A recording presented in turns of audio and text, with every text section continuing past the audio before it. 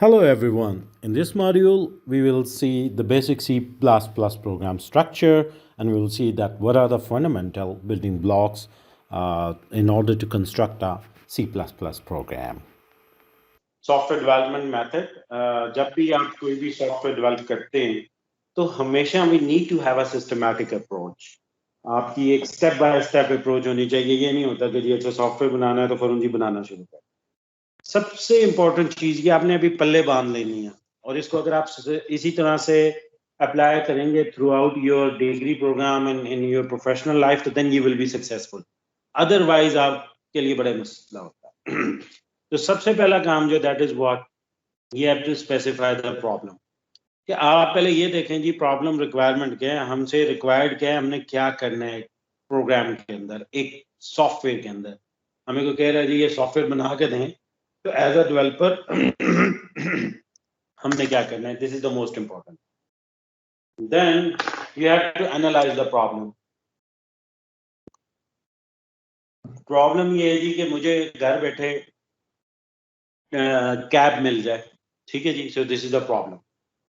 Then you have to analyse the problem कि जी इस प्रॉब्लम में की रीजन क्या है, इशू क्या है, और फिर इसको किस किस तरीके से सॉल्व किया जा सकता है उस तरफ हम जाएं। तो that is you have to do analysis of the problem. ठीक है, तो आप उस प्रॉब्लम के एनालिसिस करते हैं। ये बहुत क्रिटिकल होते हैं ये दोनों स्टेज। कई प्रोग्राम सॉफ्टवेयर इस वजह से फेल हो जाते हैं कि एनालिसिस, प्रॉब्लम रिक्वायरमेंट सही नहीं आइडेंटिफाई होती है और एनालिसिस सही नहीं किया होता। Then what you have to do is you have to design the solution. ठीक है, पहले आप डिजाइन करते हैं।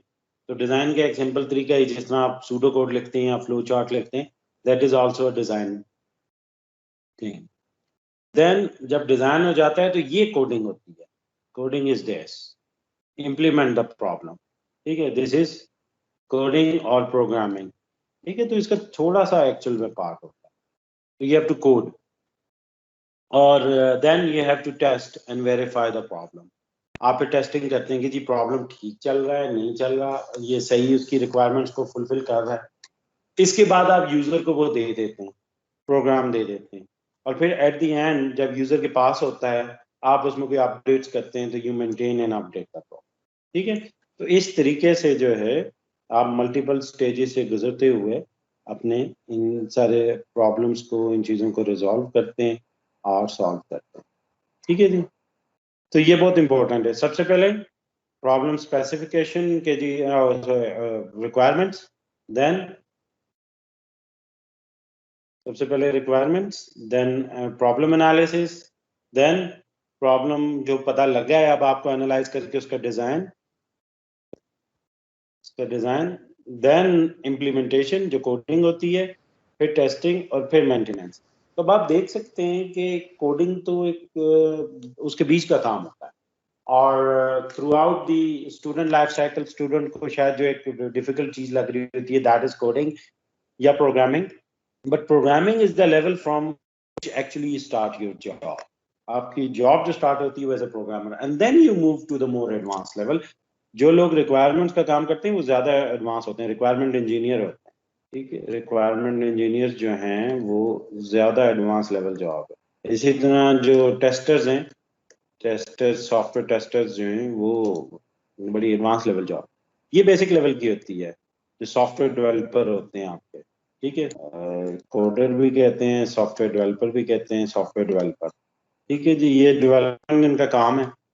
यहाँ पे आर्किटेक्ट होते हैं, डिजाइनर एंड आर्किटेक्ट। ये बहुत ही जबरदस्त जॉब होता है एंड एक्सपेंसिव।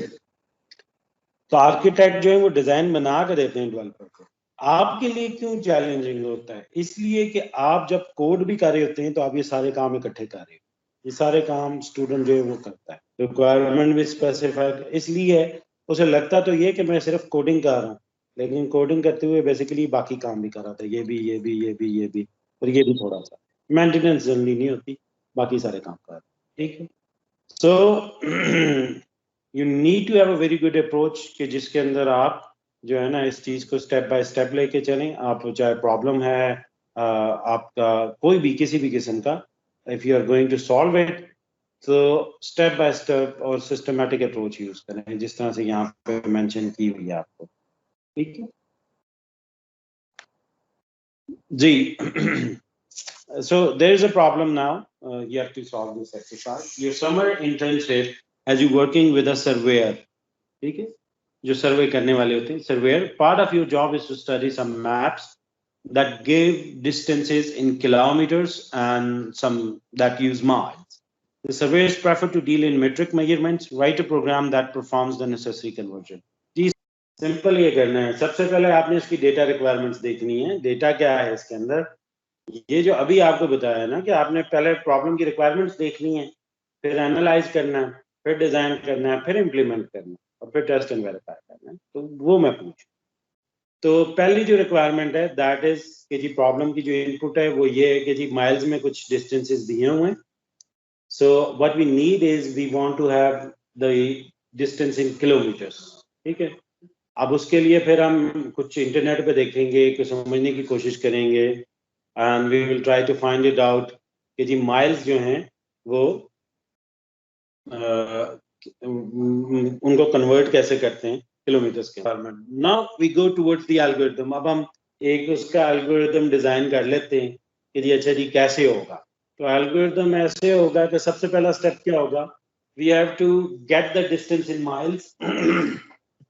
ठीक है जी, माइल्स में हम डिस्टेंस लेंगे, then we will apply the formula to convert the distances to kilometers. And what is the formula to convert distance into kilometers? It's been given before. It's actually kilometers, miles multiplied by 1.609, it becomes the kilometer. And then we have to display the distance in kilometers onto the map. अब जब हम इसी को, ये आ गया design, ये requirement, ये उसका एनालिसिस एंड डिजाइन, ये फिर क्या आ गई इम्प्लीमेंटेशन.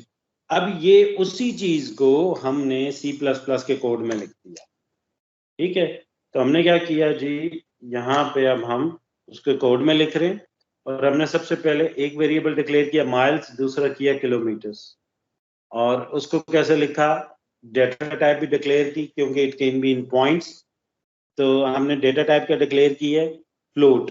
ठीक है, तो फ्लोट का मतलब ये है कि it can be in points as well. और दूसरी भी हमने फिर किलोमीटर्स को भी किस में डिक्लेयर किया है, फ्लोट के अंदर. फिर हमने क्या किया, हम यूजर से अब उसकी इनपुट लेंगे. यूजर से जब भी इनपुट लेंगे तो हमने तो अभी ये कंसोल यूज करना है, कोई ग्राफिकल यूजर इंटरफेस नहीं है. ये ओल्ड जिस तरह सॉफ्टवेयर होते थे उसी तरह का हमारा इंटरफेस होगा इस पूरे कोर्स के अंदर. तो उसके अंदर हमेशा क्या होता है, कमांड लाइन होता है. पहले हम कहते हैं ये करो, फिर हम वो काम करते हैं, फिर दूसरा काम पूछता है, फिर इस तरीके से काम चलता है. सो सबसे पहले हम यूजर से पूछेंगे कि please enter the distance in miles. तो यूजर फिर क्या करेगा, उस माइल्स को एंटर करेगा. ठीक है, तो ये जो लिखा हुआ है हम यूजर को डिस्प्ले कराएंगे या आउटपुट पे देंगे. ठीक है, और फिर यूजर से हम इनपुट ले लेंगे. यूजर को डिस्प्ले पे हमने लिखा कि जी ये करो और फिर यूजर को कहा ये इनपुट करो. डिस्प्ले पे शो करने के लिए जो हम फंक्शन यूज करते हैं दैट इज सी आउट. क्या कहलाता है, सी आउट. इसका मतलब है console output. C is for console. ठीक है, कंसोल किसे कहते हैं, जो हमारे इनपुट आउटपुट के लिए यूज हो रहा है, डिस्प्ले है या इनपुट है. तो सी इन कंसोल इनपुट. ठीक है जी, तो console input and console output. तो कंसोल इनपुट आ रही है कीबोर्ड से और कंसोल आउटपुट जा रही है मॉनिटर के ऊपर, आपके स्क्रीन के ऊपर. तो आप कहते हैं जी enter the distance in miles और फिर आप कह देते हैं माइल्स में. जब भी आप इसे लिखेंगे तो you will right in form of a string. Character को लिखा जाता है सिंगल कोट में और स्ट्रिंग को लिखा जाता है डबल कोट में. ठीक है, आपने मेरी लिखा है तो ये किस में लिखा जाता है, डबल कोट्स में, दो कोटेशन पे. और नंबर या फ्लोटिंग पॉइंट नंबर ये विदाउट एनीथिंग होते हैं. ठीक है, ये विदाउट एनी कोड शो करते हैं. तो ये क्या होता है, this is a character, this is a combination of character string and this is number. ठीक है जी, ये इंटीजर है और ये फ्लोट है. तो जब डिस्प्ले के लिए हमने कोई चीज पूछनी है तो we will write it like this. हम कहेंगे जी के स्ट्रिंग के अंदर के please enter the distance in miles. और इसी तरह जो वेरिएबल का नाम है वो भी बगैर किसी उसके आता है. तो माइल्स जो है वो इंडिकेट कर रहा है कि ये एक वेरिएबल। तो आप ये माइल्स में इनपुट ले लेंगे। इस इनपुट के बाद अब आप फॉर्मूला अप्लाई करेंगे, kilometres equals to miles, multiply sign कैसे होता है, ये स्टार के साइन से होता है, मल्टीप्लाई बाय 1.609, प्लस का साइन क्या है ये, माइनस का साइन क्या है ये, और क्या कहते हैं उसका मल्टीप्लाई का साइन क्या है ये वाला, और डिवाइड का ये, ठीक है। तो this is miles multiply by 1.69।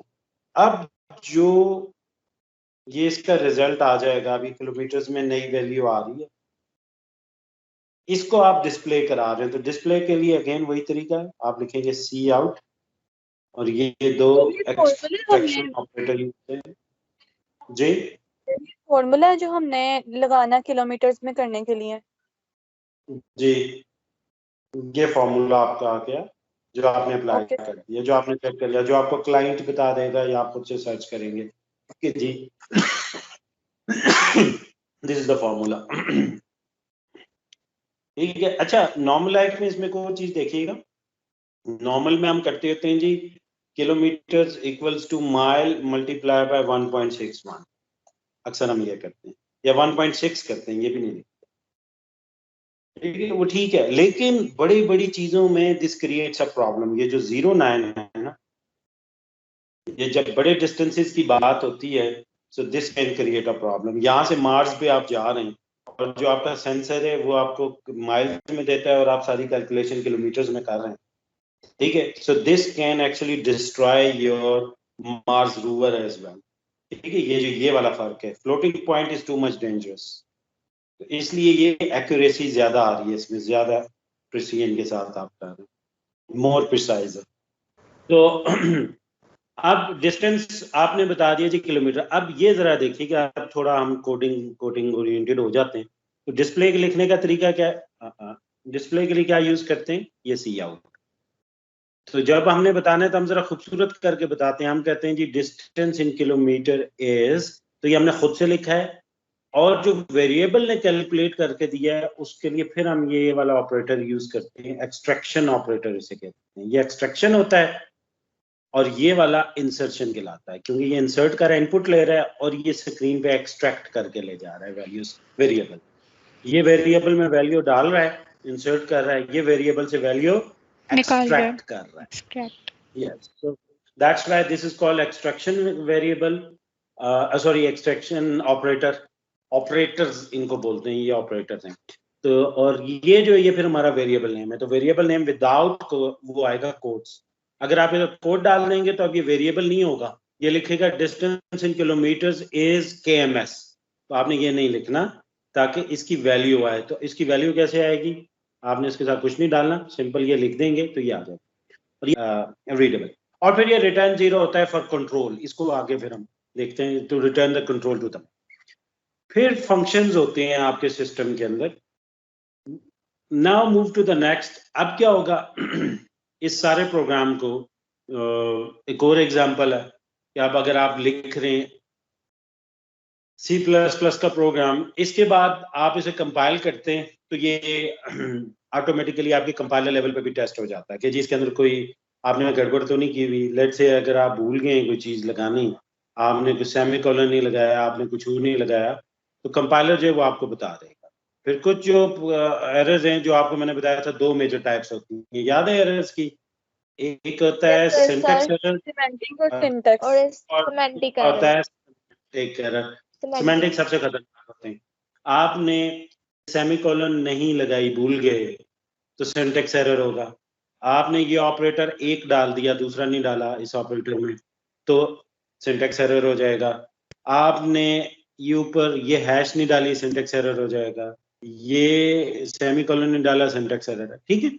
तो इस तरह का कोई भी काम किया तो सिंटैक्स एरर है। तो इसकी खैर होती है, कंपाइलर आपको बता देता है। अभी आप परेशान ज्यादा इसी से होंगे because you will do more these mistakes.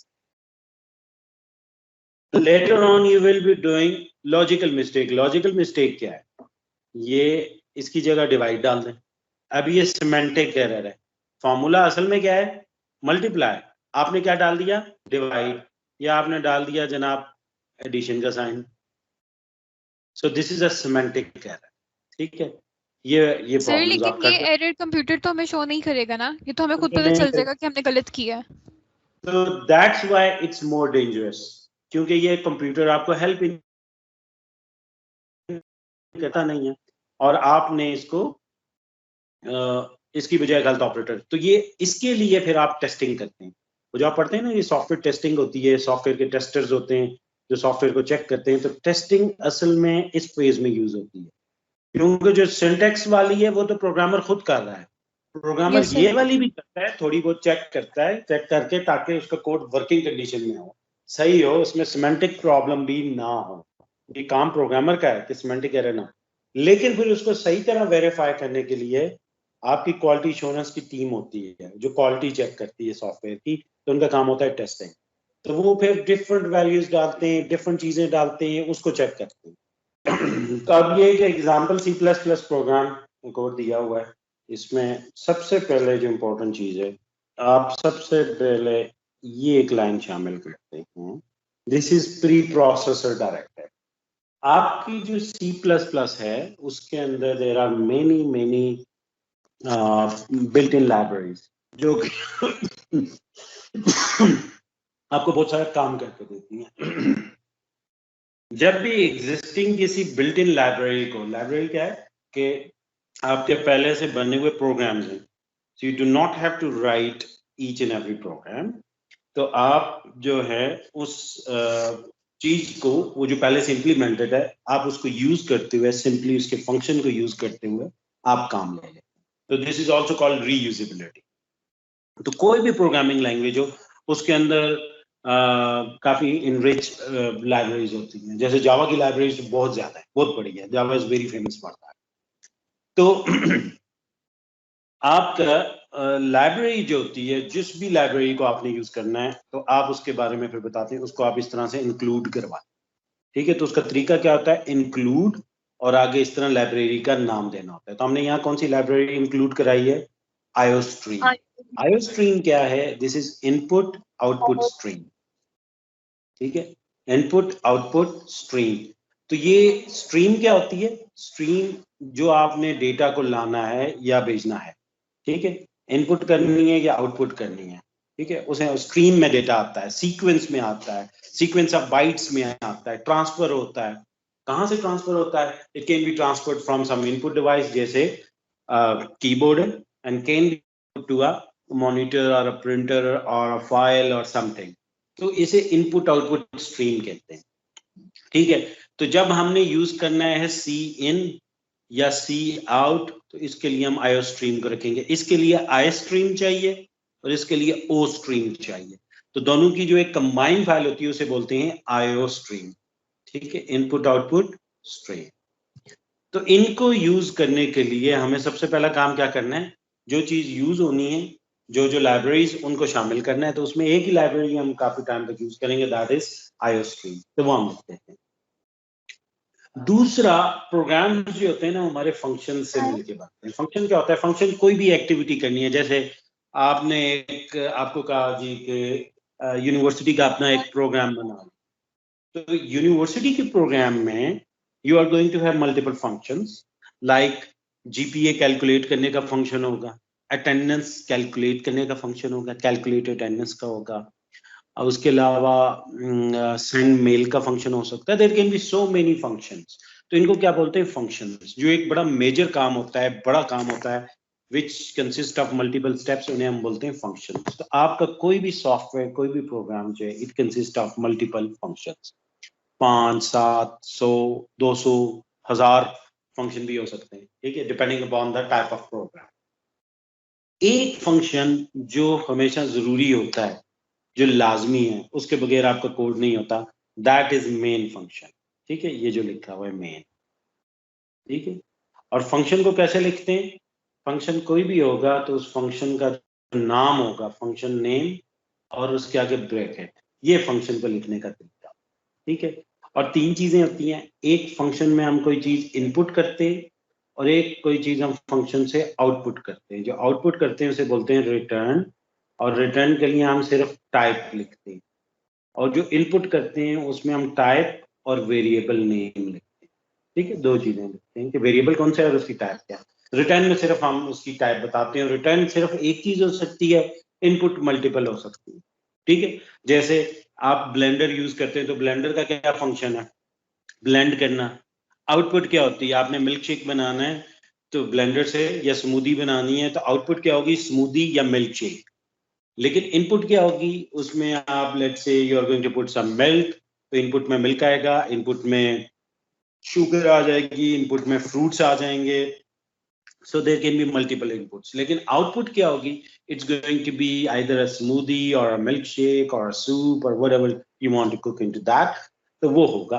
तो इसलिए जो आउटपुट होगी उसमें एक ही चीज होगी, इनपुट में मल्टीपल हो सकती हैं या बगैर किसी इनपुट के भी हो सकती है। ठीक है, वो आप इनसाइड भी ले सकते हैं फंक्शन। लेकिन जो इस वक्त समझने की जरूरत है, हम फंक्शंस को आगे पढ़ेंगे 5-6 वीक के बाद, जो इस वक्त समझने की जरूरत है दैट इज के मेन फंक्शन एक होता है जो कि हमारी मजबूरी है, जो जरूरी है। So we need to have a main function. तो मेन लाजमी होना है। जब भी कोई फंक्शन होगा उसके अंदर आपकी फिर ब्रेसेस होंगी।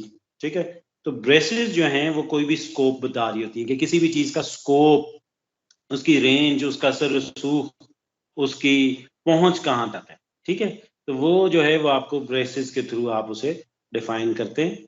और वो ब्रेसेस किस तरह से आ रही हैं, ये जो ब्रेसेस है, दिस इज ब्रेसेस, ये जिसे आप करली ब्रैकेट कह सकते हैं। ठीक है, तो ये जो करली ब्रैकेट या ब्रेसेस हैं, इनके अंदर जो है आपका स्कोप है। तो इस मेन का स्कोप कहाँ तक है, यहाँ तक, ऐसे बोलते हैं स्कोप, जहां तक उसका इन्फ्लुएंस है, असर रसूख है। तो anything which is defined inside, उसका स्कोप उसी के अंदर होता है, उससे बाहर वो विजिबल नहीं होती। तो अब आपने यहाँ पे एक डिक्लेयर कर दी जी। सर वो लैब वाली क्लास का ना लिंक आ गया। ठीक है, तो सर को बताएं ना कि अभी सर ने कंटिन्यू की हुई है क्लास, तो फिर मैं बताता हूँ कि थोड़ी देर में ये फ्री करके, सर उनको तो बता आई विल। दिया है, वो वेट कर रहे हैं अच्छा, बस।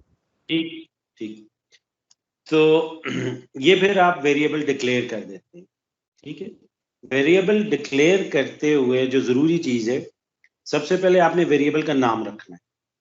तो उसके भी कुछ रूल्स होते हैं कि should not start with a number और समथिंग। और एक अच्छी बात ये होती है कि वेरिएबल का नाम कोई लॉजिकल हो। 2 नंबर डिक्लेयर करने हैं तो n1 n2 ना करें, या abc ना लिखें, उसकी जगह क्या लिखें, num1 num2 या number1 number2, वो तो बहुत अच्छा है। तो आप यहाँ पे करते हैं जी, कोई भी वेरिएबल, लेट से एज है तो एज को आप डिफाइन कर देते हैं। फिर उसकी टाइप आप डिफाइन करते हैं, लेट से शॉर्ट है या इंटीजर है या कोई भी है, इंट एज, और आप इधर सेमीकोलन डाल दें। दूसरा तरीका ये होता है कि आप चाहते हैं कि इसको इनिशलाइज भी कर दें। इनिशलाइज का मतलब है कि शुरू में ही कोई वैल्यू भी दे दें, एज इक्वल्स टू 10। ठीक है, तो आपने डिफॉल्ट वैल्यू इसको दे दी है जी के 10 है, बाद में आप इसे चेंज भी कर सकते हैं। तो इसे कहते हैं इनिशलाइजेशन। खाली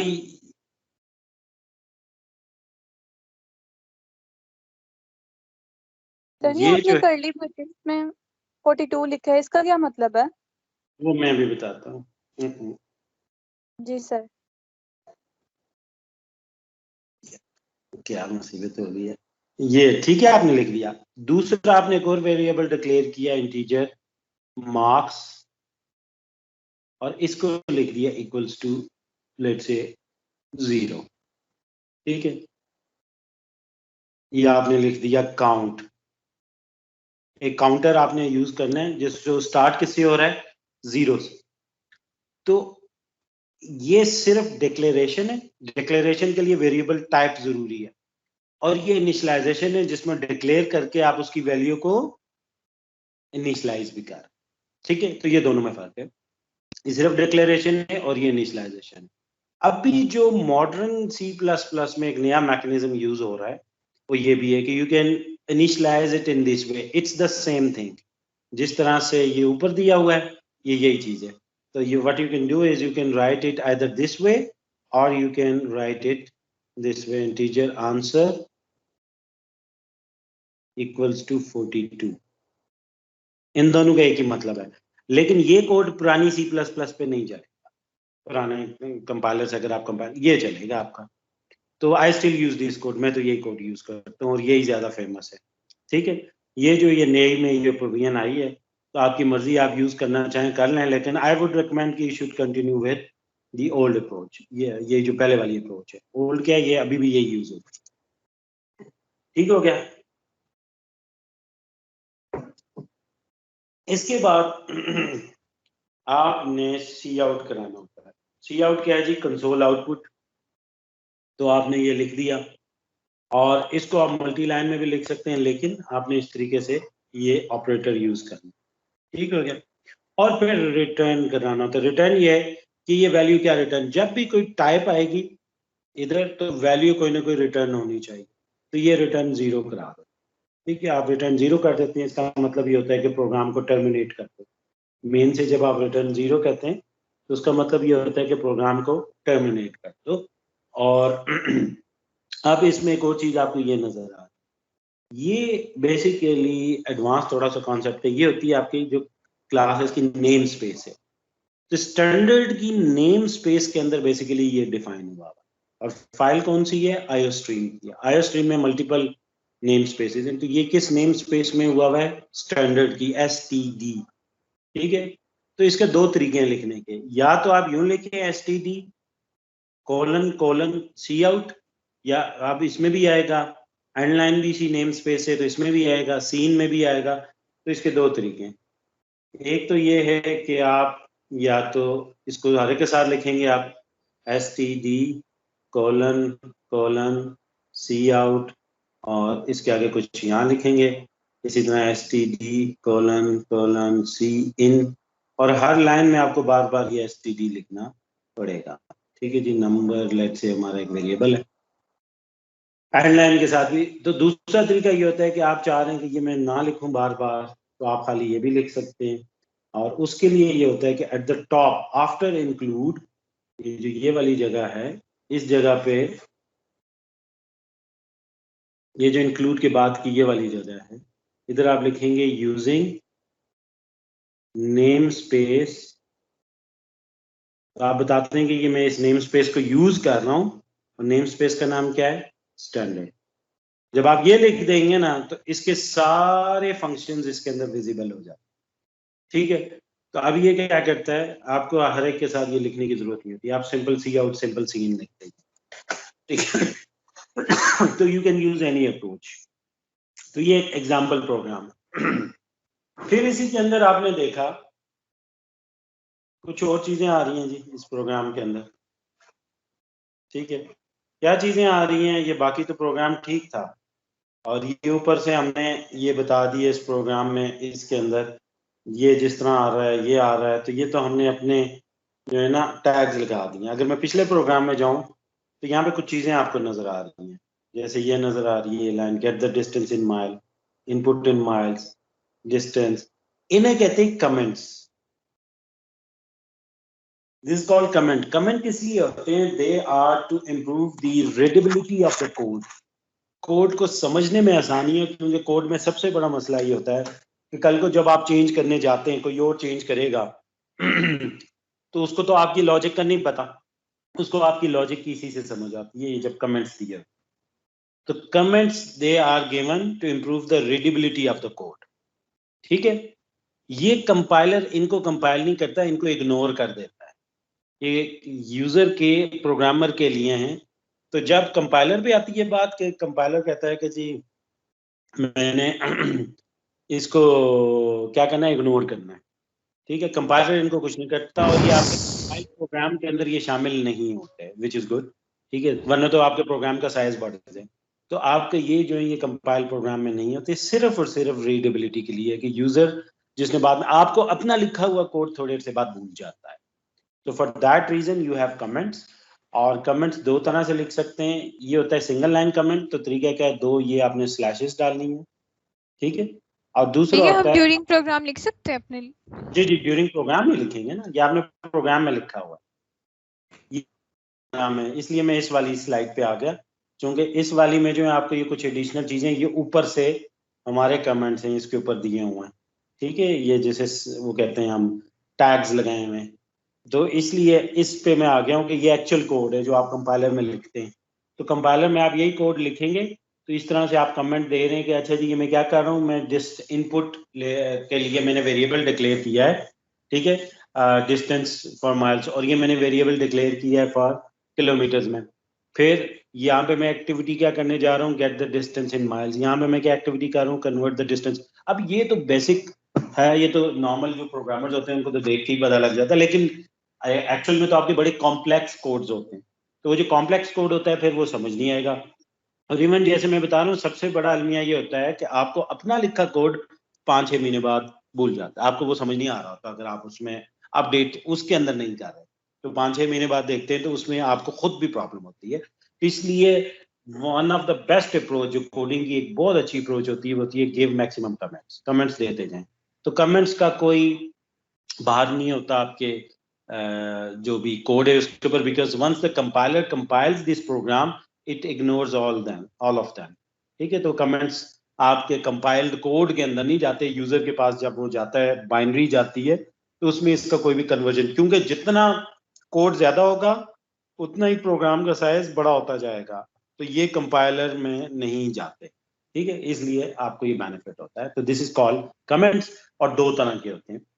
एक सिंगल लाइन है तो उसको लिखने का तरीका ये होता है, सिंगल लाइन में आप ये लिख देंगे। इसको अगर आप दूसरी लाइन इसी के आगे किलोमीटर्स फॉर समथिंग लिखेंगे तो ये एरर देगा, क्योंकि ये सिर्फ और सिर्फ कितनी लाइन पे हो सकता है, सिंगल लाइन, 2 लाइन नहीं हो सकता।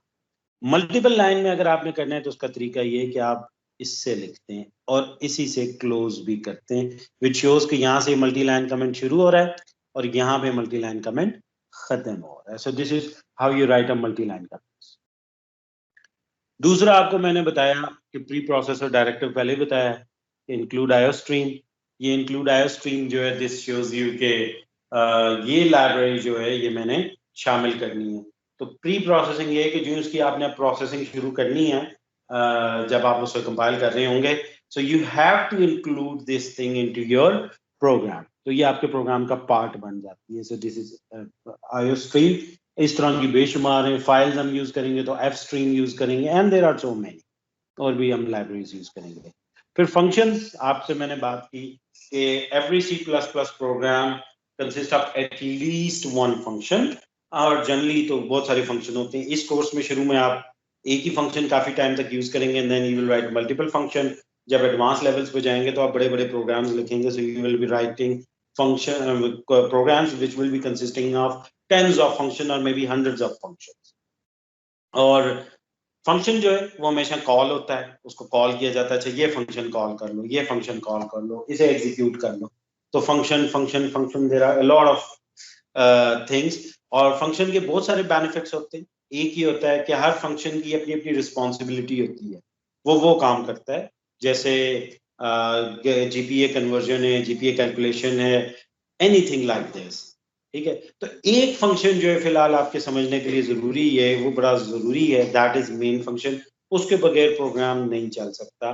कंपाइलर में ये बिल्ट इन होता है कि उसने जब भी प्रोग्राम को एग्जीक्यूट करना है, he has to look for a function name main, तो वो इस फंक्शन को ढूंढता है। और फंक्शन को लिखने का तरीका क्या है, उसका नाम होता है, उसकी कोई इनपुट टाइप होती है और कोई रिटर्न टाइप होती है। अगर हम मेन फंक्शन के अलावा हम यहाँ मेन फंक्शन में इंट मेन भी लिखते हैं, तो उसका जी, क्या मतलब होता है?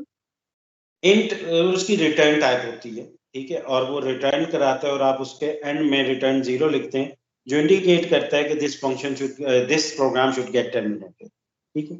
तो अभी एट दिस सर ये स्टेज जो अभी आपने मेन डोंट फंक्शन गो हमें फॉर पढ़ाया है, इसको ब्रीफ पढ़ना जरूरी है या फिर जैसे इसका हम कॉन्सेप्ट ले लें, मेन आइडिया किसका, मेन फंक्शन का?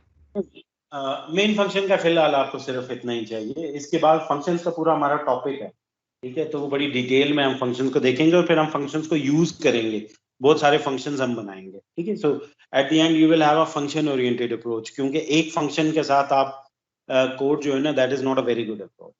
तो आस्ता आस्ता फिर हम उसमें जाएंगे। तो at the moment you do not need that detail, आप सिर्फ और सिर्फ जो है ये जो अभी जितनी चीजें आ रही है ना ये वाली, इनको आपने सिंपल थोड़ा समझ लें, बाकी बहुत इनमें डेप्थ की आपको फिलहाल जरूरत नहीं। आप ये कहें अच्छा जी ये तो मैंने यूज करनी है, ठीक है, क्योंकि जो मेजर फोकस होगा वो हमारा किस चीज में होगा, अभी वो हमारा होगा इस सारे एरिया में, इसके अंदर हमने करना क्या है, ये क्या हम कर रहे होंगे। ठीक है, आपने इसके अलावा ज्यादा परेशानी होना तो ये जो आ रहा है इसको थोड़ा सा समझ लें, इसको समझ लें, ये क्यों लिखा था अभी। Later on you will have a better understanding with the passage of time. Okay ठीक सर। है, क्योंकि इनमें और टेक्निकल टर्म्स ज्यादा होती जाएंगी। तो फंक्शंस भी हो गया, नेम स्पेस भी आपको मैंने बता दी थी। नेम स्पेसेस क्या होती हैं, built in classes, built in name spaces होती हैं। अगेन ये और एडवांस कॉन्सेप्ट है। तो आपने क्या करना है अपनी आसानी के लिए, आपने सिंपल सी बात, ये एक फाइल के अंदर नेम स्पेस होती हैं, तो उन नेम स्पेस को अगर तो आपने फाइल को इंक्लूड कराया हुआ है, डायरेक्ट आप नेम स्पेस को यूं यूजिंग के कीवर्ड से बताते नहीं हैं, तो फिर हर चीज को आपने साथ नेम स्पेस के साथ रिजॉल्व करके बताना है कि ये मैं सी आउट किससे यूज कर रहा हूँ, इस नेम स्पेस से यूज कर रहा हूँ। तो दिस इज स्कोप रेजोल्यूशन। ठीक है, तो ये बताता है कि जी ये एसटीडी की है। आप चाहते हैं मैं बार बार ना लिखूं, तो उसका तरीका फिर क्या है, आपने टॉप पे क्या लिखना है, यूजिंग नेम स्पेस एसटीडी। ठीक है जी। Then statements is the most important. जो हमारे अंदर मेल के अंदर जितनी भी चीजें आ रही हैं वो क्या है जी, हमारी स्टेटमेंट है। स्टेटमेंट जो है सी प्लस प्लस की, it always and with a semicolon. ठीक है, वो आपके सेमीकोलन से हमेशा एंड करते हैं आप उसको। और सेमीकोलन जो है वो स्टेटमेंट का एंड बताता है, लाइन का एंड नहीं बताता। आप एक लाइन में दो भी लिख सकते हैं। ठीक है, आप यूं लिख सकते हैं, इंटीजर नाम इक्वल्स टू 0, ये स्टेटमेंट खत्म हो गई। आप एक और लिख लें, इंटीजर a इक्वल्स टू 5 और इंटीजर b, दो को इनिशलाइज किया है, इसको इनिशलाइज नहीं किया, ये दोनों इनिशलाइज हुई हैं, ये भी और ये। तो आप ये भी कर सकते हैं, but it's not a very good approach, don't use this approach. तो कोडिंग के अंदर कुछ चीजें ऐसी होती हैं जो बहुत ज्यादा एम्फेसिस हम करते हैं प्रोग्रामिंग अप्रोच, क्योंकि रीडेबिलिटी इज वेरी इंपॉर्टेंट। तो आपने कोड इस तरह लिखना है जो कल को रीडिंग में बहुत आसान हो, ताकि चेंज को, क्योंकि कोड में चेंज आएगी ही आएगी, कोड्स दे गेट इवॉल्व।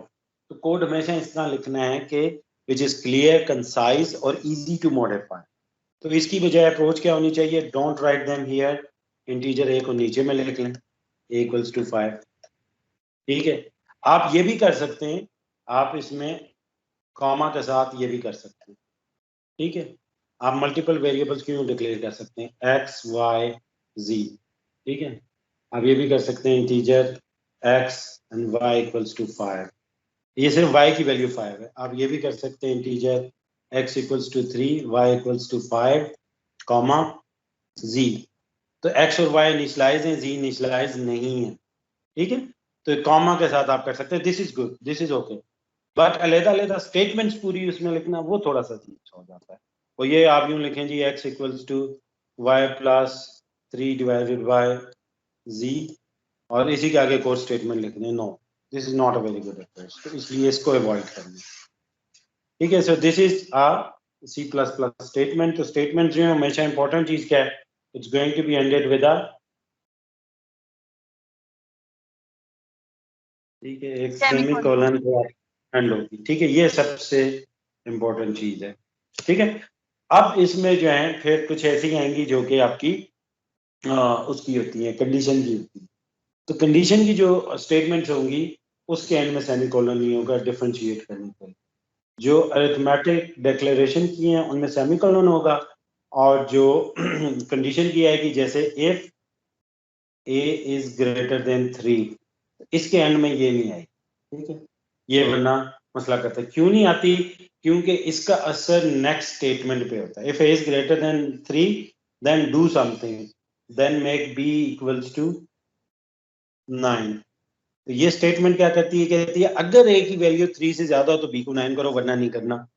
ठीक है, तो ये चूंकि इसकी डिपेंडेंस इसके ऊपर है, इस इफ के ऊपर है, इसलिए ये तो एंड स्टेटमेंट क्लोज करती है, स्टेटमेंट क्लोज नहीं होती। तो इसलिए कंडीशन स्टेटमेंट्स के बाद सेमीकोलन नहीं आता। सही हो गया, ये आगे आपको मजीद क्लैरिटी होगी, समझ आ जाएगी जब हम इनको यूज करेंगे। अभी हम तो बिल्कुल बेसिक प्रोग्राम से शुरू करेंगे। Then return statement, return statement आपको एंड में वो अभी बताया था मैंने, it's the last statement. Return के बाद कोई स्टेटमेंट नहीं होती। रिटर्न का मतलब होता है कि फंक्शन यहाँ से रिटर्न हो रहा है, वापस जा रहा है।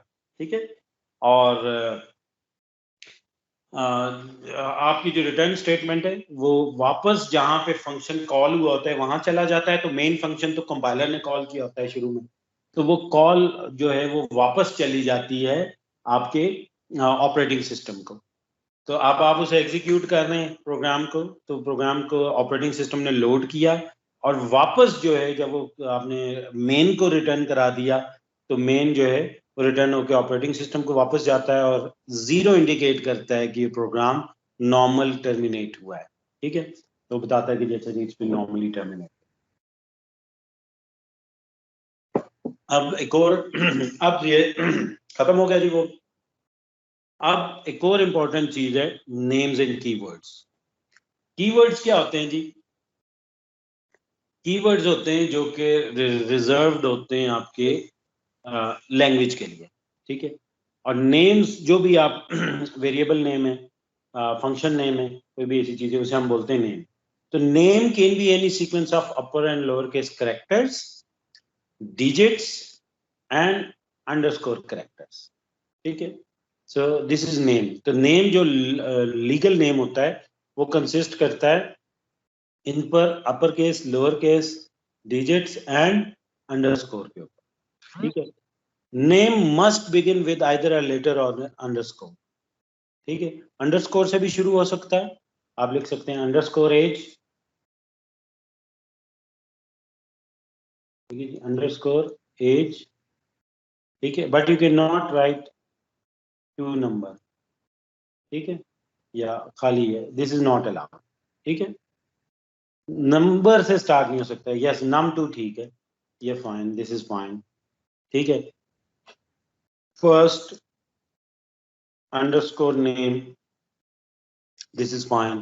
ठीक है, तो जी काउंटिंग नहीं होनी चाहिए स्टार्ट में। काउंटिंग नहीं, नंबर नहीं होना, डिजिट नहीं होना चाहिए। जो डेसिमल आपके जो नंबर है ना, मैथमेटिकल नंबर, ये नहीं होने चाहिए। ठीक है, और कैरेक्टर्स भी बाकी आप नहीं नाम में डाल सकते। तो जो लॉजिकल नेम्स हैं, जो लीगल नेम्स हैं, वो क्या है जी? टोकनेट, शू साइज, बॉक्स, डेमोक्रेट, ये सारे जो है ये लीगल नेम है। ठीक है, नाम लिखने की फिर कन्वेंशंस होती हैं। C++ की जो हिस्टोरिकल कन्वेंशन रही है वो ये रही कि अगर मल्टीपल आ रहे हैं, जैसे फर्स्ट नेम है तो फर्स्ट अंडरस्कोर नेम, आप इसका नाम FN भी लिख सकते हैं, आप इसको F नेम भी लिख सकते हैं। ठीक है, आप F अंडरस्कोर नेम भी लिख सकते हैं। अब ये हमें तो पता होता है, जो पढ़ने वाला है उसको ये फनेम लगेगा, ये फन लगेगा। ठीक है, तो इसलिए बेहतर क्या होता है, नाम को क्या रखें, लॉजिकल रखें। ठीक है, फिर एक और भी कॉन्सेप्ट है, कंपाइलर में हमें ये मसला नहीं होता। कंपाइलर बेस्ड में चूंकि कोड कन्वर्ट हो जाता है तो this is okay for us. Interpreter based में और भी इश्यूज होते हैं कि उसमें बड़ा नाम लिखने का भी इशू होता है। ठीक हो गया जी, एफ नेम आप इनमें से कुछ भी रख सकते हैं। लेकिन एक कन्वेंशन जो बहुत ज्यादा यूज होती है उसे कहते हैं camel case. It's this one.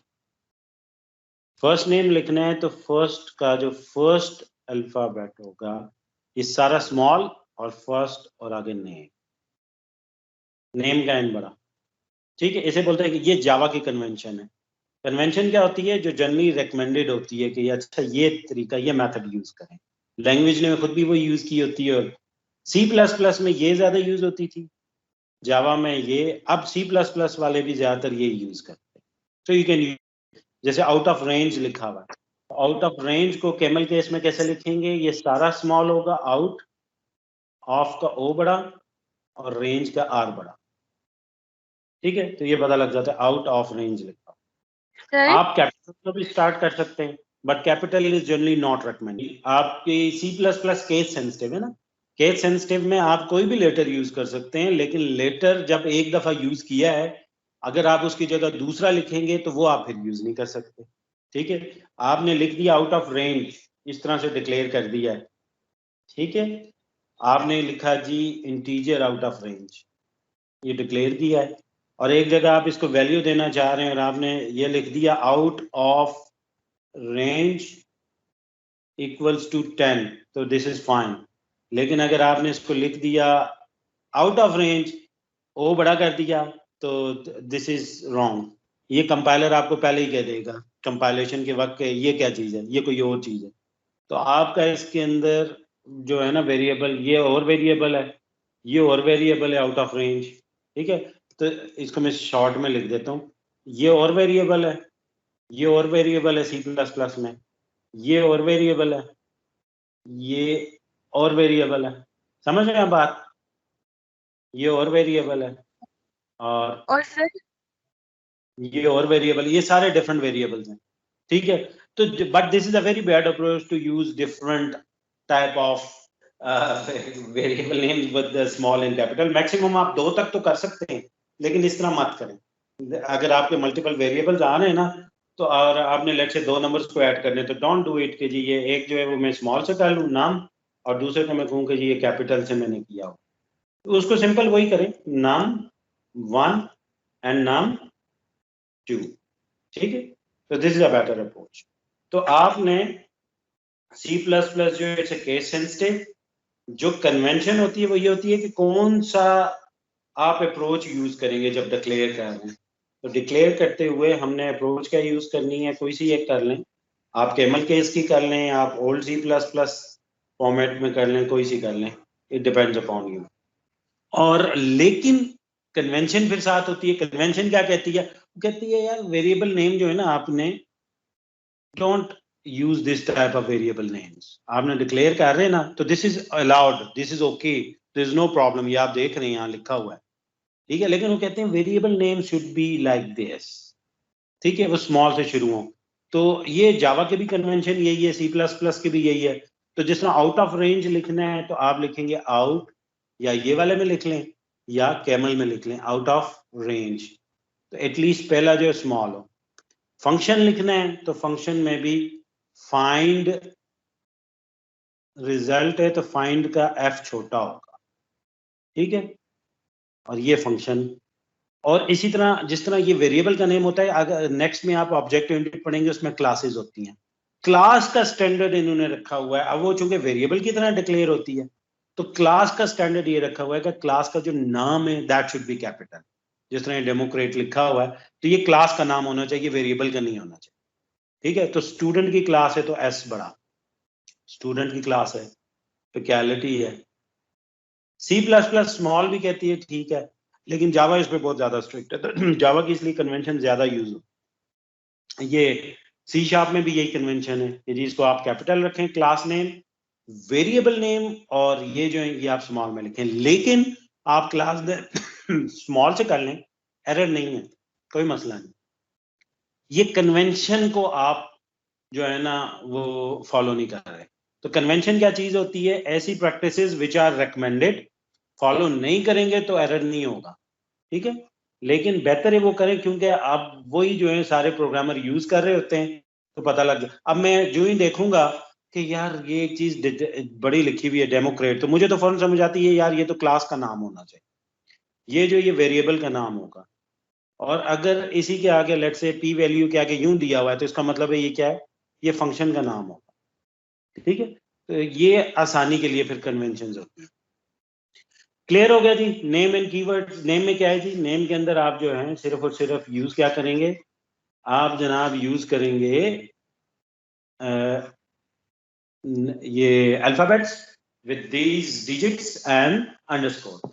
एक और चीज ये है कि जो कीवर्ड्स हैं दे आर रिजर्व, जैसे int, this is a keyword, character is a keyword, ठीक है, फॉर इज अ कीवर्ड जो लूप्स के लिए यूज करते हैं, इफ इज अ कीवर्ड, ठीक हो गया। तो इनको हम बोलते हैं कीवर्ड्स, जो कि रिजर्व होते हैं C++ के लिए, दे आर रिजर्व वर्ड्स। और you should not be using them for other purpose, जैसे क्लास है, डबल है, थ्रो है, कैच है, एंड है। और इसके अलावा कुछ और नेम होते हैं जो आपने यूज नहीं करने, ऐसे नाम जो कि C++ के अंदर 2 कंसेक्टिव अंडरस्कोर्स के साथ दिए हों, ठीक है, जिस तरह यूं लिखा हो इंटीजर माय, तो अब आप इसको नहीं यूज कर सकेंगे, ये 2 अंडरस्कोर्स के साथ है, ठीक है। और नेम जो कि अंडरस्कोर के साथ शुरू होते हैं और अपर केस से आ रहे हैं, इनको भी नहीं यूज करते। और अगर ग्लोबल नेम स्पेस है, तो जो भी वेरिएबल नेम, ये आपको आस्ता आस्ता आगे बातें समझ आएंगी, ग्लोबल नेम स्पेस में इससे शुरू हो रहा है अंडरस्कोर से, वो भी नहीं यूज करते, ठीक है। ये फिर बाद में। अच्छा, अब जब कोडिंग करेंगे तो अगेन कोडिंग के स्टाइल हैं डिफरेंट। स्टाइल में सबसे इंपॉर्टेंट चीज क्या होती है, वो होती है ये आपने ब्रेसेस कहाँ लगाना, ये सबसे इंपॉर्टेंट। ठीक है, तो उसमें एक दो तरीका ये है कि आपने नेम स्पेस डिक्लेयर की और ब्रेस स्टार्ट ये और यही वाली ब्रेसेस जो हैं ये खत्म हो रही है, दूसरी ये स्टार्ट हो रही है, ये खत्म हो रही है। तो जहां पे स्टार्ट होती है उसी के साथ खत्म हो, ठीक है, बिल्कुल उसके नीचे। तो ये बिल्कुल इसके नीचे यहाँ पर है, ठीक है। ये कोडिंग स्टाइल में कॉमनली यूज होता है आजकल के, जहाँ पे आपने नाम दिया किसी भी नेम स्पेस का, चाहे फंक्शन नाम है कोई भी है, तो वहां से ब्रेसेस शुरू होती हैं और खत्म इसके जो ये पॉइंट है इसके नीचे होती है। इसी तरह यहाँ पे आप ये मिक्स कर दिया है, ठीक है, ये मिक्स स्टाइल है। नेम स्पेस की तो यहाँ से स्टार्ट हो रही है, लेकिन जो फंक्शंस हैं उनकी यहाँ पे स्टार्ट हो, ठीक है। जबकि ये क्या है, इसमें सारी जो है वो वहीं से स्टार्ट होती है, चाहे फंक्शन है चाहे नेम स्पेस है। तो नेम स्पेस की भी यहीं से है, इसकी फंक्शन की भी यहाँ से। मुझे वैसे ये स्टाइल सबसे ज्यादा पसंद है, I would recommend you to use this style, ठीक है। तो आपको ये सभी स्टाइल यूज, लेकिन ये बड़ा इंपॉर्टेंट है चूंकि कोड की रीडेबिलिटी होती है, आपकी टैबिंग होनी चाहिए। अभी तो आपके जो एडिटर्स हैं जो बिल्ट इन है आईडी के अंदर, वो खुद ही करते जाते हैं, ये टैब करते जाते हैं। तो आप कोड लिख रहे हैं और अगर मल्टी लेवल पे जा रहे हैं, मल्टीपल ब्रेसेस आ रही हैं, तो वो ऑटोमेटिकली आप अंदर इंडेंटेशन करते जाएं, ठीक है। तो ये आस्ता आस्ता आप देखेंगे, कोड में भी लिखूंगा तो आपको जरा क्लियरिटी होती जाएगी, ठीक है। अच्छा, इसी तरह C++ के कुछ सोर्स कैरेक्टर्स हैं। तो वो जो सोर्स कैरेक्टर्स हैं जिनको आप बेसिकली अपने प्रोग्राम में यूज करते हैं अपनी सोर्स फाइल के अंदर, दे आर 96 कैरेक्टर्स, ठीक है जी। और वो कौन से कैरेक्टर्स हैं जी? बेसिक जो सोर्स कैरेक्टर हैं A to Z और A to Z small and capital, then 0 to 9 and then these type of characters, ठीक है। वाइट स्पेसेस हैं, कैरेक्टर स्पेसेस हैं, हॉरिजॉन्टल टैब हैं, वर्टिकल टैब हैं, फॉर्म फीड्स हैं, न्यू लाइन कैरेक्टर्स हैं, और ये कैरेक्टर्स जो हैं ये आप सारे जो है मिलकर यूज करते हैं। And they are a total of 96 characters. इनसे आप बेसिकली अपनी सोर्स फाइल के अंदर काम करते हैं, इसके अलावा कैरेक्टर्स आप फिर यूज नहीं कर सकते। इसी तरह कुछ कैरेक्टर्स होते हैं जो आपके आउटपुट्स में काफी इंपॉर्टेंट रोल प्ले करते हैं, they are called escape sequence, ठीक है। एस्केप सीक्वेंस क्या करते हैं? एस्केप सीक्वेंस में this is a new line character. ये क्या करता है, आप जैसे ये स्टैंडर्ड आउटपुट दे रहे हैं, तो आउटपुट में अगर आपने कोई चीज अगली लाइन में डिस्प्ले करवानी है, जैसे वेलकम टू पाकिस्तान आप चाह रहे हैं अगली लाइन में आउटपुट में लिखा है, तो आप क्या लिखेंगे? इसको आप लिखेंगे सी आउट, ठीक है जी, एक्सट्रैक्शन ऑपरेटर और आपकी डबल कोट्स टू मेंशन के, ठीक है जी। इधर लिखेंगे वेलकम टू पाकिस्तान। अगर यूं लिखेंगे तो ये फिर भी सिंगल लाइन में ही डिस्प्ले होगा, ठीक है, ये सिंगल लाइन में जाएगा। तो यूं नहीं, आपने एस्केप सीक्वेंस यूज करना है। तो एस्केप सीक्वेंस क्या है जी? न्यू लाइन का, इट्स दिस वन। तो आपने यहां लिखना है /n पाकिस्तान। अब ये क्या करेगा, ये इस पाकिस्तान को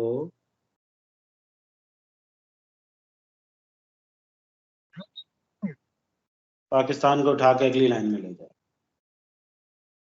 क्या ठीक हो गया जी। तो ये आप कैसे डिस्प्ले कराएगा? ये इसको यूं डिस्प्ले कराएगा, वेलकम टू पाकिस्तान। इसी तरह टैब आपने देनी है। टैब क्या होती है? वो जो बीच में आप स्पेस दे देते हैं, वेलकम टू और पाकिस्तान, आपने इसके टैब के बाद लिखना है /t। जैसे हमने टैब की अपने कीबोर्ड पे प्रेस करते हैं तो बीच में एक वो आ जाती है स्पेस, बड़ी 8 कैरेक्टर्स की जितनी भी, तो ये आपके इससे आ जाएगी। इसी तरह वर्टिकल टैब आपने यूं जाना है, उसके लिए आ जाएगी बैक स्पेस, बैक जाना है उसके लिए कैरीज रिटर्न नेक्स्ट लाइन में ले जाता है, फॉर्म फीड आपको नेक्स्ट फॉर्म के लिए ले जाता है, और कोई बेल या बीप देनी है उसके लिए /a होता है। एस्केप सीक्वेंस क्या होता है? एस्केप सीक्वेंस होते हैं कुछ आपने फॉर्मेटिंग करनी हो विद इन योर टेक्स्ट, तो उसके लिए आप जो है एस्केप सीक्वेंस यूज करते हैं। सबसे ज्यादा जो इसमें कॉमनली यूज होने वाले हैं वो दो होते हैं, एक /n और दूसरा /t, ठीक है। ये दो कॉमनली यूज होते हैं। और इस वजह से जो है वो आपको ये बार बार अपने कोड में नजर आ रहे होते हैं। दूसरे कुछ इसके साथ होते हैं प्रॉब्लम कैरेक्टर्स। प्रॉब्लम कैरेक्टर्स क्या होते हैं कि देमसेल्फ, तो ऐसे कैरेक्टर्स जो कि स्पेशली यूज हो रहे होते हैं, जिसमें सिंगल कोट यूज होता है कैरेक्टर के साथ, डबल कोट यूज होता है स्ट्रिंग के साथ, और सिंगल स्लैश बैक स्लैश किसके साथ यूज होती है, एस्केप सीक्वेंस के साथ। तो अगर आपने इनको खुद रिप्रेजेंट कराना है, इन्हीं को यूज करना है, तो आपको उसका तरीका यही है कि आप उसको एस्केप सीक्वेंस के साथ ही लिखेंगे। ठीक है,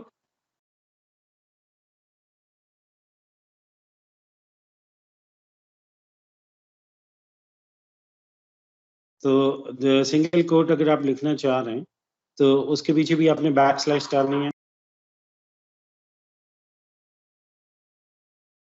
जी, और तो जब भी आपने इन एस्केप सीक्वेंस को यूज करना है, इस तरह के किसी भी कैरेक्टर को यूज करना है, तो विद एस्केप सीक्वेंस आप यूज करेंगे। आप खाली बैक स्लैश लिख देंगे, आप लिखना चाह रहे थे तो वो नहीं लिखी जाएगी।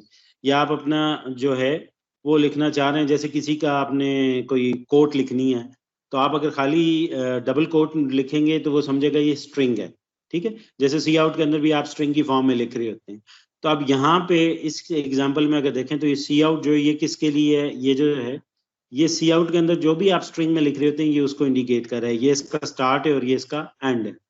इसके बाद आप एक डबल कोट डालना चाह रहे थे, तो अगर आप खाली डबल कोट डाल देंगे तो समझेगा कि ये स्ट्रिंग खत्म हो गई है। ठीक है, तो in order to distinguish it आपने पहले एस्केप सीक्वेंस कैरेक्टर डालना है, उसके साथ आप डबल कोट डालेंगे। जब आप डबल कोट आप डालेंगे तो वो क्या करेगा, अब वो इसके साथ डबल कोट लिखी हुई डालेगा। ठीक है, तो हमने लीस्ट लिखा। इसके बाद आप एम्फेसाइज करना चाह रहे थे सेट के ऊपर, तो सेट के ऊपर आप अगेन उसको सिंगल कोट्स में लिखना चाहते थे, तो सेट से पहले भी आपने बैक स्लैश और कोट डाली और सेट के बाद भी बैक स्लैश और एक कोट डाल दी है। इससे क्या होगा कि आप सेट यूं आ जाएगा।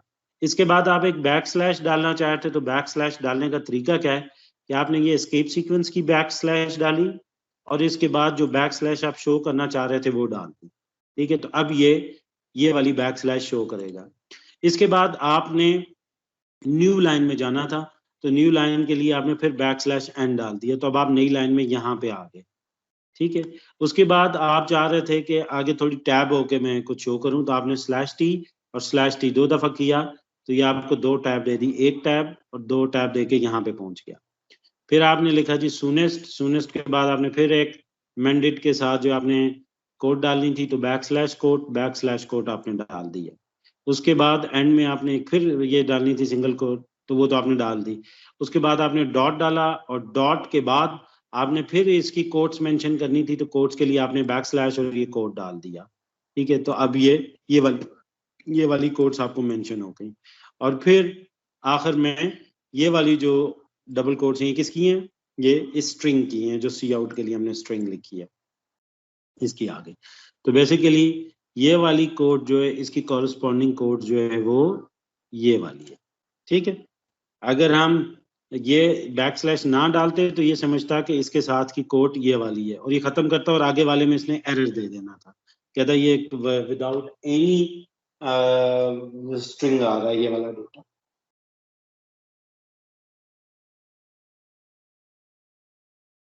दूसरा, मजीद फॉर्मेटिंग स्ट्रीम आउटपुट के लिए कुछ चीजें यूज होती हैं। ये भी स्टैंडर्ड की नेम स्पेस के अंदर मौजूद हैं, जैसे फिक्स्ड है। फिक्स्ड जो है वो किसी भी फ्लोटिंग पॉइंट डेटा जो है उसको फिक्स्ड पॉइंट नोटेशन में शो करती है कि जी 3 में यूज करना है, 2 में यूज करना है, 4 फ्लोटिंग पॉइंट तक यूज करना है। जैसे कुछ जो है फ्लोटिंग पॉइंट नंबर बहुत बड़े होते हैं, 3.333333 जा रहे हैं, तो आप सिर्फ 3 तक शो करना चाह रहे हैं तो फिक्स्ड के साथ पैरामीटर में आप पास करेंगे, कुछ बिल्ट इन फंक्शन है। तो ये लेटर ऑन आप यूज करेंगे, अभी फौरन से तो शुरू की क्लास में नहीं जरूरत पड़ती, आगे आपको फॉर्मेटिंग के लिए जरूरत पड़ जाती है। तो फिक्स जो है वो उसको एक फिक्स नंबर तक ले जाएगा। इसी तरह साइंटिफिक है, तो आपका कोई भी फ्लोटिंग पॉइंट डेटा है, जैसे 328.92 लिखा हुआ है, उसको साइंटिफिक में शो करना है, तो वो 329 को 3.29 करके और 10⁻² कर देगा, तो वो जो साइंटिफिक नोटेशन है उसमें ले जाएगा। और डिफॉल्ट फ्लोट जो है वो आपकी default floating point data representation होती है, उसके अंदर इसको ले आएगा। जैसे आपने साइंटिफिक में मेंशन किया कर दिया था उसको, तो अब आप वापस लाना चाह रहे हैं तो वो उसको फ्लोटिंग पॉइंट में ले आएगा। इसी तरह डेसिमल है, तो जितनी भी उसके बाद की जिस जगह पे आप ये अप्लाई करेंगे उसके बाद की जितनी भी इंटीजर आउटपुट है वो डेसिमल में होगी। हेक्स पे क्लिक करेंगे तो सारी की सारी हेक्साडेसिमल में आएगी। ऑक्टल में करेंगे, ऑक्ट में करेंगे तो ऑक्टल में आएगी। शो बेस में करेंगे तो it will output the base prefix for hexadecimal and octal integer values, ठीक है। और अगर आप नो शो बेस करेंगे तो वो इसको अपोजिट कर देगी, इसी फंक्शन को अपोजिट कर देती है। तो शो बेस से क्या होता है कि आपके बेस प्रीफिक्सेस शो होते हैं for hexadecimal and octal numbers. इसी तरह अगर आप लेफ्ट करेंगे तो लेफ्ट जो है वो आउटपुट का लेफ्ट जस्टिफाई करते हैं, और अगर राइट क्लिक करें, राइट आप लिखेंगे तो वो राइट जस्टिफाई करता है, और ये आपकी जो है वो डिफॉल्ट सेटिंग होती है। इसी तरह सेट प्रोसीजन जो है वो फ्लोटिंग पॉइंट नंबर्स की एक स्पेसिफिक नंबर तक जो है वो प्रोसीजन जो है वो फिक्स कर देता है, और वो बताता है कि जी कितने नंबर जो हैं वो वहां तक आपने शो करना है। सेट विड्थ ये कॉमनली हम यूज करते हैं। सेट विड्थ जो है वो किसी भी आउटपुट फील्ड जो है उसकी एक स्पेसिफिक नंबर ऑफ कैरेक्टर्स तक जो है ना वैल्यू सेट कर देता है। जैसे नंबर n तक वो बता देगा कि जी इतने नंबर्स की जो है 4 नंबर्स, 5 नंबर्स, 8 नंबर्स, 10 नंबर जितने भी आप देना चाहते हैं उतने तक जो है वो उसको कर देता है। ये आपको सही क्लैरिटी होगी जब आप इसको करना शुरू करेंगे कोड को, तो उसके साथ आपको ज्यादा क्लैरिटी होगी। और सेट फील्ड जो है, अगर आपके जो फील्ड है उसकी विड्थ जो है वो ज्यादा करेक्टर की है as compare to output value, तो वो जो एक्स्ट्रा करेक्टर होंगे, एक्सेस करेक्टर्स होंगे, वो डिफॉल्ट करेक्टर बन जाते हैं उस फील्ड के अंदर जो कि स्पेस के होते हैं, ठीक है। इसके बाद आगे जी कैलकुलेशन विद इंटीजर्स, ठीक है जी। कैलकुलेशन आपने करनी है इंटीजर्स के साथ, तो कुछ तो बेसिक आपके अरिथमेटिक ऑपरेशंस हैं, जैसे प्लस, माइनस, मल्टीप्लिकेशन, डिवीजन और मॉड्यूलस है या रिमाइंडर फंक्शन है। रिमाइंडर क्या होता है कहने, रिमाइंडर होता है जब भी आप डिवाइड करते हैं ना इंटीजर वैल्यू को, तो जो सर उसमें डिवीजन बाकी के वैल्यू बाद है उसको रिमाइंडर कहते हैं। जैसे 17 डिवाइडेड बाय 5, 17 डिवाइडेड बाय 5 अगर इंटीजर वैल्यू है तो इसमें जो डिवाइड होगा वो कितने से होगा, 3 से, 3 और बाकी क्या बचेगा, 2, एंड दिस इज रिमाइंडर, ठीक है। डेटा टाइप है integer a equals to something, a है a equals to 5 and b equals to, अगर आप answer equals to b divided by 5 करेंगे ना, सॉरी कोड के अंदर आप कैसे लिखेंगे, b डिवाइडेड बाय a से, तो कोड के अंदर आप अगर ये लिखेंगे तो b 17 है और a 5 है, तो आंसर की वैल्यू क्या हो जाएगी, आंसर की जो वैल्यू स्टोर होगी वो 3 पॉइंट इंटीजर आंसर, ये मैंने डिक्लेयर कर दिया। इंटीजर आंसर है, इंटीजर a है और b है, तीन वेरिएबल्स डिक्लेयर हैं, तो answer equals to b divided by a किया है, तो आंसर के अंदर 3.4 स्टोर नहीं होगा, ठीक है, सही है। ये इसका आंसर वैसे क्या होता है, 17 डिवाइडेड बाय 4 का 3.4, तो 3.4 स्टोर नहीं होगा, बल्कि वो क्या स्टोर करेगा, वो सिंपल 3 स्टोर करेगा, because it's an integer data type. हाँ, अगर ये फ्लोट डेटा टाइप होती तो फिर इसने क्या स्टोर करना था, हाँ जी 3.4 स्टोर करना। तो अगर मुझे लेट से इसका रिमाइंडर चाहिए तो मैं इसी तरह लिखूंगा, answer equals to B modulus, ये जो परसेंटेज वाला साइन होता है ए। अब ये मुझे क्या देगा, ये इसका मुझे रिमाइंडर देगा, ठीक है। तो b मॉडुलस ए का क्या बनेगा, आंसर 2, ठीक है, तो ये 2 इसमें स्टोर हो जाए, ठीक है। तो मॉडुलस क्या होता है, रिमाइंडर लेने के लिए होता है कि जो रिमेनिंग वैल्यू है इन एन इंटीजर डिवीजन वो क्या है। तो ये उसी का बताया हुआ है कि जी आपने इंटीजर डिवाइड ऑपरेटर और मॉडुलस ऑपरेटर है, तो जब आप डिवाइड करते हैं तो वो क्या वैल्यू आए। नेक्स्ट इज ऑपरेटर्स एसोसिएटिविटी, और उसके अंदर क्या जी एसोसिएशन इनकी कहाँ से होती है। प्रायोरिटी वाइज भी आपको पता है कि जी सबसे ज्यादा प्रायोरिटी है दैट बिलोंग्स टू, जब हम अरिथमेटिक की बात करते हैं तो अरिथमेटिक में इनकी प्रायोरिटी ज्यादा है, ठीक है। तो पहले कौन सॉल्व होती है, ये सॉल्व होती है, और सबसे पहले आप किस में जाते हैं, पैरेंथेसिस के अंदर जाते हैं, जो भी पैरेंथेसिस होंगी अंदर वाली, सॉरी ये जो ब्रैकेट्स होंगी, ब्रेसेस होंगी छोटे वाली, और तो आप इनके अंदर जाएंगे। जब इसके अंदर जाएंगे तो फिर इनमें से जो भी ऑपरेटर है उनमें से सबसे ज्यादा प्रायोरिटी किसकी होती है? इनकी होती है, इन मॉडुलस। ठीक है, आपकी मल्टीप्लिकेशन डिवीजन देन मॉडुलस। ठीक है जी। और ये मल्टीप्लिकेटिव टाइप के हैं, करें या मल्टीप्लिकेशन करें उससे फर्क नहीं पड़ता ना। जी सर। ठीक है क्या? और लेकिन अगर आप ये इसको पहले कर देंगे तो फिर आपका आंसर में फर्क पड़ जाता है। आप एडिशन या सब्ट्रैक्शन पहले करेंगे तो आपका फर्क पड़ जाएगा। अच्छा, फिर उसके बाद जो है फिर ये ऑपरेटर्स जो हैं इनका उस तरीके से कोई वो नहीं होता, कोई ऑर्डर नहीं है, क्योंकि आपको जो ऑपरेशंस होते हैं वो इसके अंदर परफॉर्म होते हैं। देन फिर आपके एसोसिएटिविटी, अगेन एसोसिएटिविटी में ये है कि जी किस तरफ से आप करना शुरू करेंगे। इक्वल जो नॉर्मल में हम लिखते हैं, हम कहते हैं जी if A equals to B, तो ए इक्वल्स टू बी को जब प्रोग्रामिंग लैंग्वेज में लिखना है तो डबल इक्वल से लिखना है, ये याद रखें। इक्वल किससे रिप्रेजेंट होता है? डबल इक्वल से। और नॉट इक्वल जो है वो आप कैसे रिप्रेजेंट करते थे उसमें? Exclamation equal.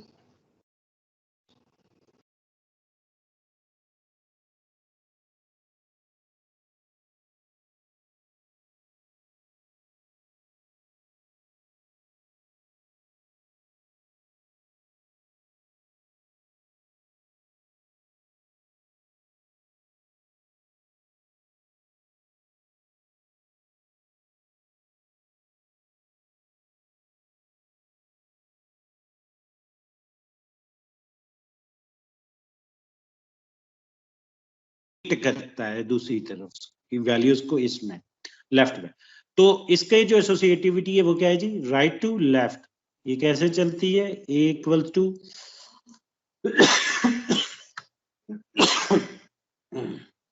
B plus C minus D divided by 2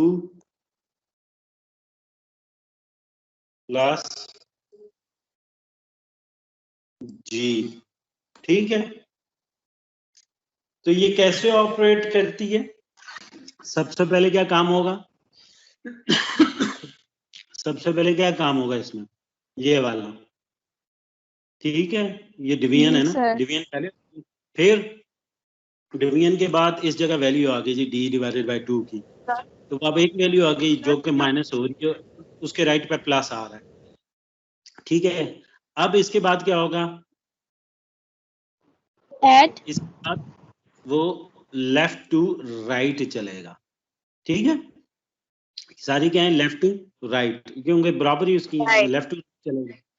ये जो है ये जब सारे का सारा कैलकुलेट हो जाएगा, ठीक है, राइट साइड, तो फिर ये लेफ्ट को असाइन हो जाए। तो इसलिए ये क्या है जी? Right to left. जो एसोसिएटिव असाइनमेंट है ये क्या है? राइट टू लेफ्ट, जबकि बाकी ये तो जितने सर भी बाकी लेफ्ट टू राइट। सर वो कैसे लेफ्ट टू राइट है? सोल तो राइट वाली साइड ही होती है ना। ए को आप कंपेयर करते हैं किससे? बी से। ए को क्या कर रहे हैं compare? A is greater than B. ठीक है, तो एसोसिएटिविटी में मैं आपको बता रहा हूं कि लेफ्ट टू राइट होती है आपकी तमाम की, एक्सेप्ट जो आपका इक्वल है। ठीक है, जो इक्वल है असाइनमेंट है, असाइनमेंट जो है इसकी राइट टू लेफ्ट होती है। क्यों? अभी एग्जांपल मैंने आपको दी थी कि if you write A equals to B plus C minus D divided by E plus 9, तो इसमें मैंने आपको कहा सबसे पहले तो ये काम होगा इस सारे में, राइट साइड पे आप आएंगे। ठीक है, तो डिवीजन होगी, डिवीजन के बाद क्या होगी?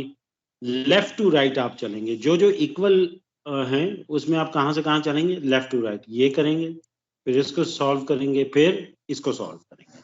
ठीक है, तो ये सारा आपका कैलकुलेट हो जाएगा जब, तो ये आप लेफ्ट टू राइट करते गए, लेफ्ट से राइट की तरफ आप चले। अब इस सारे राइट वाले को आप असाइन करेंगे टू द लेफ्ट। तो इक्वल जो है उसमें क्या है? उसके अंदर आपकी राइट टू लेफ्ट असाइनमेंट है, बाकी सब के अंदर जो है वो लेफ्ट टू राइट। ठीक है, तो ये सिंपल सा है। असाइनमेंट ऑपरेटर्स जो है उसके अंदर एक और तरीका ये होता है कि आप ये इस तरीके से भी ऑपरेटर को यूज कर सकते हैं। ठीक है जी, आप प्लस इक्वल टू कर सकते हैं, आप माइनस इक्वल टू कर सकते हैं, स्टेरिक इक्वल कर सकते हैं, डिवाइड इक्वल और दिस इक्वल।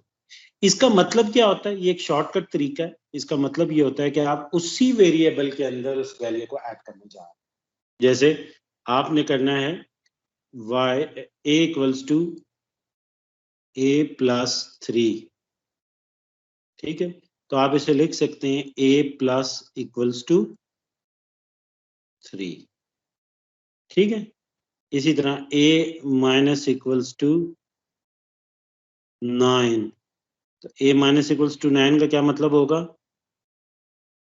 a की जो वैल्यू है उसमें से 9 माइनस करके a में स्टोर कर दें, ठीक है। तो इसी तरह a z divided equal to 3, तो ये किसके इक्वल है? ये इक्वल है z equals to Z divided by 3। 3 जी। तो ये एक शॉर्टकट तरीका होता है, ठीक है, सही है जी। तो ये ऑपरेटर्स के साथ आप यूज कर सकते हैं। तो अब इसके अंदर ये मजीद भी ऑपरेटर हैं आपके, एंड का ऑपरेटर है, आपका और का ऑपरेटर है, और इंक्लूसिव और का ऑपरेटर है, लेफ्ट शिफ्ट और राइट शिफ्ट के ऑपरेटर्स हैं। ये जरा एडवांस ऑपरेटर्स हैं, इनको हम बाद में देखेंगे। तो ये सिंपल उसी कॉम्बिनेशन में हमारे यूज होते हैं। इसका मतलब होता है एंड, बिट वाइज एंडिंग आप कर रहे हैं, ठीक है, दिस एंड दैट, तो आप क्या कर रहे हैं? आप इसको एंड कर रहे हैं। इसी तरह और को, और ये बिट वाइज होती है, मतलब बाइनरी उसके ऊपर होती है। लेकिन खाली सिंपल अगर आपने लॉजिकल यूज करने हैं, सो ये यूज टू ऑपरेटर्स, दो ऑपरेटर कॉमनली यूज होते हैं। जिस तरह अभी हमने यहाँ पे बात की, कहाँ गया ये, लेस देन और ग्रेटर देन है, इक्वल के भी हमने बात की। इसी तरह हम दो को कंपेयर कर रहे होते हैं, दो डिफरेंट स्टेटमेंट्स को जैसे हम कंबाइन करते हैं, तो हम ये भी करते हैं एंड, ठीक है। Either this condition is true, either this, तो या ये दोनों ट्रू होनी चाहिए, तो एंड लिखते हैं। लेकिन एंड के लिए उसमें 2 बार ये एंड % साइन डालते हैं, ठीक है। और आर के लिए भी इसी तरह 2 बार हम ये साइन डालते हैं। ये आपको स्लैश के साथ मिलेगा, ये साइन जो होता है, स्ट्रेट लाइन जो होती है, वर्टिकल लाइन, ठीक है। ये और है, and this one is and, logical and that is logical or, ठीक। ये हमारे दो इस तरीके से यूज करते हैं। That's all for this module. In this module, we have seen the fundamental building blocks to create a C++ program, and we have also seen the escape sequence and many other things. Thanks for watching.